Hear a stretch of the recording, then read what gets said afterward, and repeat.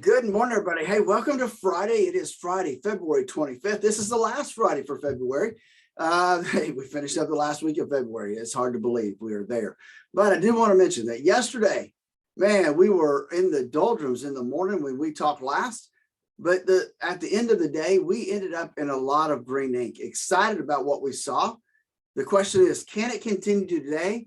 And that's what we don't know. And we'll talk about that and more when Dave joins us here in just a few moments. But before we go there, folks, let me just remind you that there's only one thing any of us can control, and that's how much risk. We can't control what happens in Russia or Ukraine. We can't control what happens in Washington, D.C., but we can control how much risk you have in your current portfolio. If you don't know what that is, that can be very detrimental to you, especially if you are already retired or you're 5 years from retirement. And that's why we developed the Core Retirement Design to help you design the retirement you always dreamed of. Give us a call at 863-382-0037 to schedule your Core Retirement Design. And we've got Dave coming up next.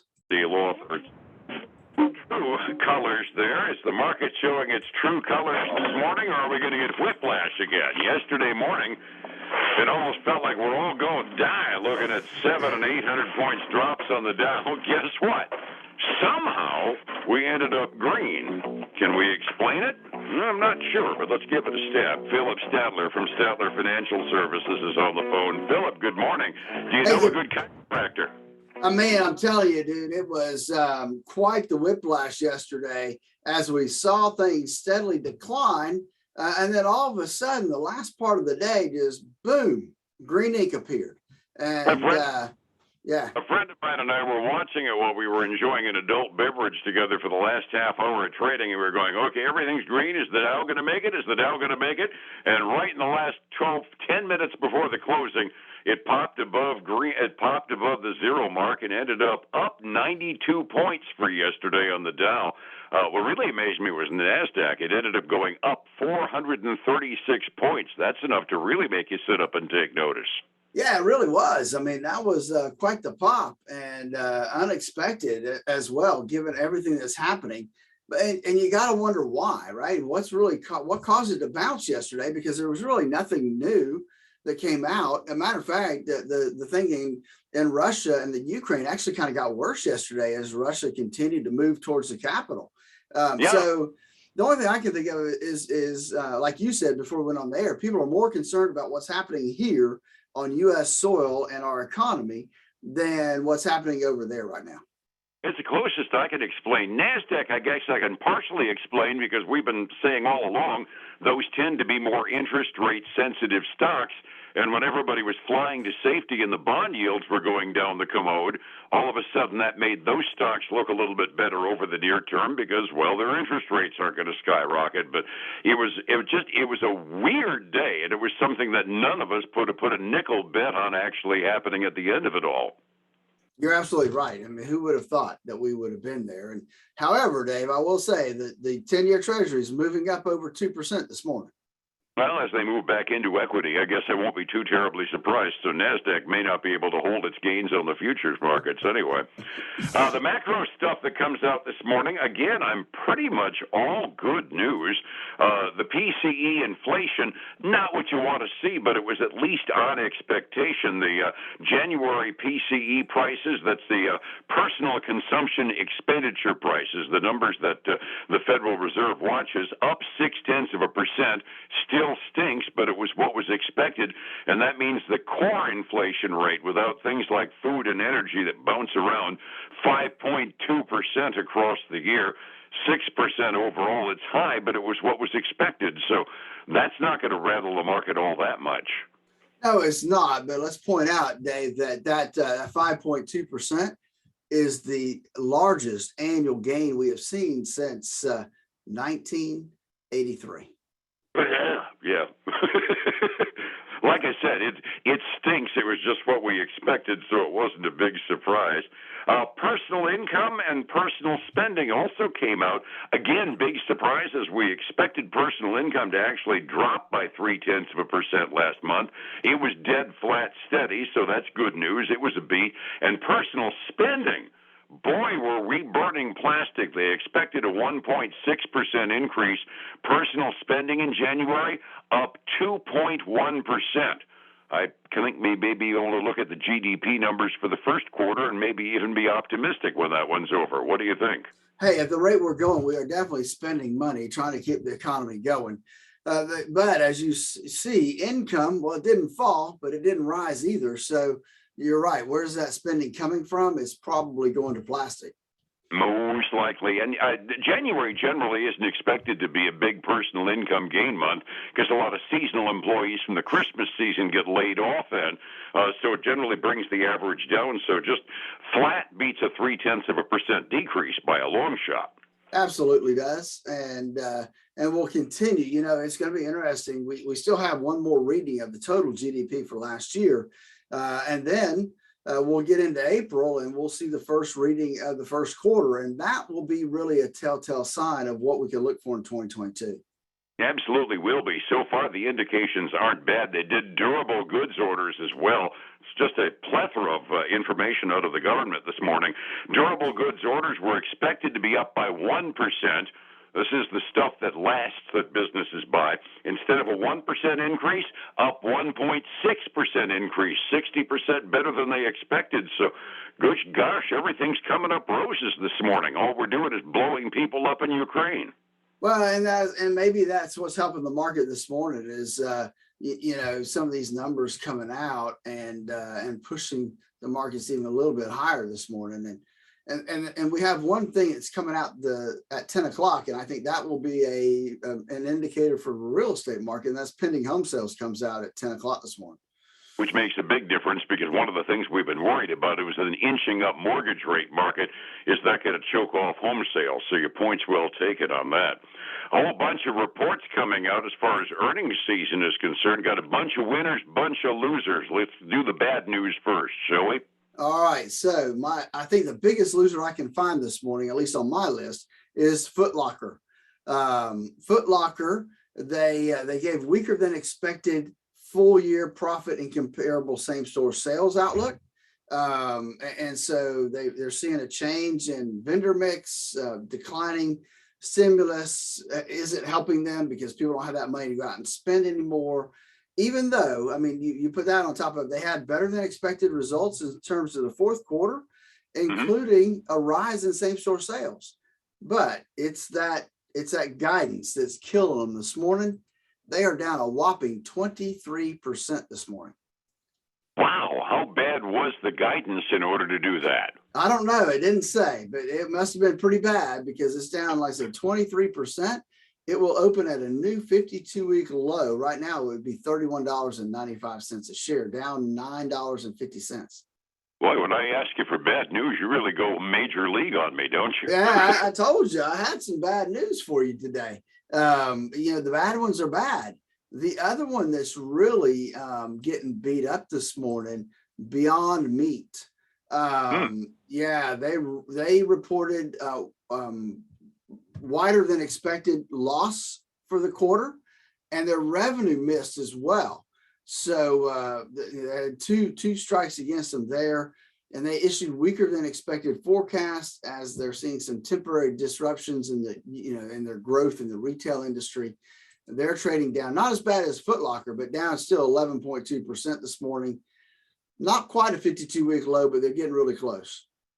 Soybean burgers, the bloom is off the rose, huh? Yep, I'm trying to see, do I have any other? Yeah, we got one more downward movement stock this morning, and that's Dell Technologies.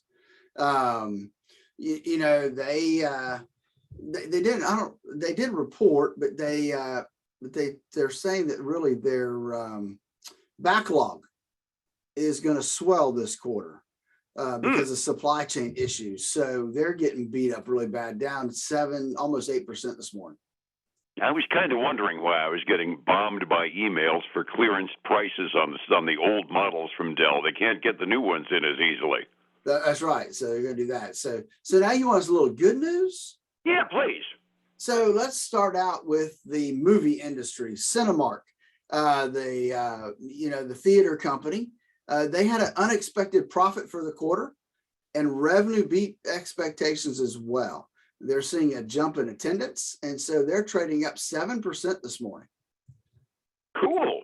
Yep, and I've got one. So here's my big winner of the day, and it's called Block now, but we know it as Square, right? Square is the one that's made credit cards acceptable pretty much anywhere. You can be at the flea market and they can have a credit card machine for you because it's a cell phone issue app. So cell phone company, yeah, that's right. So Block, they reported better than expected profit, better than expected revenue for this last quarter. They gave upbeat forecasts for the current quarter and the full year. They expect continued growth. They have another app other than Square called the Cash App, and they're expecting that app to continue to grow, and so that uses them. So they're up 20.3% this morning. Ooh wee! I was wondering where it was going to go over bad because Apple's instituting NFC reading of cards directly on the phones, which kind of put a hurt on Square. But I know that Cash App is growing like a weed among the kids, especially. It is. And now it's, it looks like a really good day today. It's up $19. However, let's remember, and people don't realize this, but it is, it happens to be one of the stocks that's in one of my portfolios that we run. And so I've been paying attention to it, and it's gotten beat up really bad the last, since the first of the year. So it's nice to see it have this kind of bump, given the how it's kind of reacted the last couple months or so. We do have, let me see, Coinbase. So we got Coinbase came out. They really had a good quarter. They beat by, well over $1.50 a share. Came in at $3.32 a share. Revenue top forecast. The volatility of cryptocurrency is going to give it some issues because less people are attracted to it when it starts to fall like it's been falling. They're still trading up though. They're up 2% this morning. The Coinbase makes money whether you're buying or selling it. If you're trying to get out of it in a hurry, they still make money off of it. That's right, but it's the volume. The volume's sliding because as the price falls, not as many people are jumping in to buy. Well, that's true. Yeah. So the last one I have for you, it is the last one I have for you, Etsy. Etsy reported the online craft marketplace beat estimates on the top and bottom line by a pretty good little bit there. They're doing well even during the pandemic. They're up 17% this morning, $21 up, trading right now to like almost $150 a share. That fascinates me with them that they're doing better now that even with the pandemic winding down. Glad to hear it. Resetting the table for the morning, it was an up day, surprisingly, on Wall Street yesterday after getting beat up the day before. 92 points up on the Dow, 63 up on the S&P, and the NASDAQ up 436 rock-crushing points. Well, it doesn't look like it was a dead cat bounce. It looks like it's going up again this morning, Phillip. How we doing 45 minutes early? It is, Dave. We are seeing green across the indexes. So we got the Dow up 0.4%. We got the S&P 500 up 0.4%. The NASDAQ 100 up a little over 0.5%, as well as the Russell 2000 up a little over 0.5%. So good news on the index front. However, if there's good news on the index, it's not going over to the commodity side. We've got gold and silver both retreating. Silver down 2.4%, almost below 24. It's at $24.08 an ounce right now. And gold down almost 2%, way down below $1,900 to $1,888 an ounce. Crude oil, which is the only one we like to see going down 0.8% to $92 a barrel right now. I don't like it bumping its nose in 100 like yesterday morning, so I'm happy. Yeah.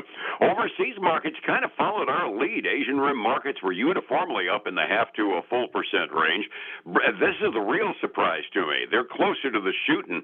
European markets halfway through their day. Get this, the British markets are up by over 3%. So are German and the French markets. It's like everybody just, There's something weird going on. Let's look at what we're doing here locally, because everybody's up today. Phillip, it's hard to keep track of what's going on, and sometimes the moves make no sense, leave you and me scratching our heads. That means your portfolio is an equal head scratcher. Time to get the risk out of it. How do I find you? Dave, that's why we developed the core retirement design to help people design the retirement they always dreamed of, giving them the opportunity to find out how much risk they have in their portfolio and making sure that they're matched properly in their portfolio. And then catch our radio show this weekend, Statler Financial Radio Show, 6 a.m. on Saturday. We're going to miss the noon show. We got Gator basketball. And then we've got Sunday at 10 a.m. on News Talk 730 and on 95.3 FM.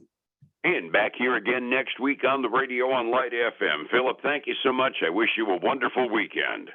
All right, man. Hey, they can always listen to our radio show. I forgot to tell them this on our website, statlerfinancial.com. So join us there. Have a great weekend. I'm out a couple days next week for some meetings, but we'll be back in the seat on Thursday.